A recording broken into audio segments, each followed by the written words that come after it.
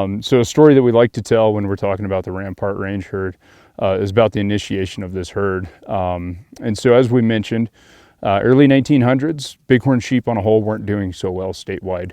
Colorado is one of the first states to initiate an actual trap and translocation process to try and conserve these bighorn sheep in the state.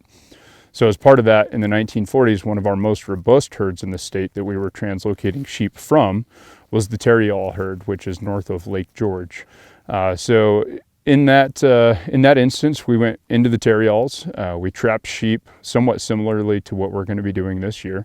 Loaded those sheep up into a truck and trailer and started driving them down Highway 24 to Pikes Peak. So at the time, the desire was to translocate those sheep to supplement the existing Pikes Peak herd, which is one of our legacy herds within the state of Colorado.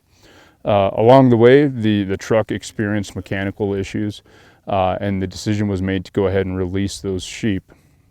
In doing so, the thought was that the sheep would find the most suitable habitat nearby, which was Pikes Peak, and that also they would associate with an existing herd of sheep on Pikes Peak.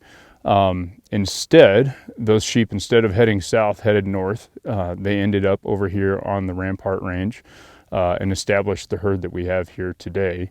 So we were talking earlier too about that history and the long history of translocation efforts. And I always kind of laugh at, well, maybe not laugh is a good term, but I always think back to the irony that this herd has now been used to supplement the Tarryall herd. And so that gets back to the issues that we have with disease outbreaks and die-offs within our bighorn sheep herds.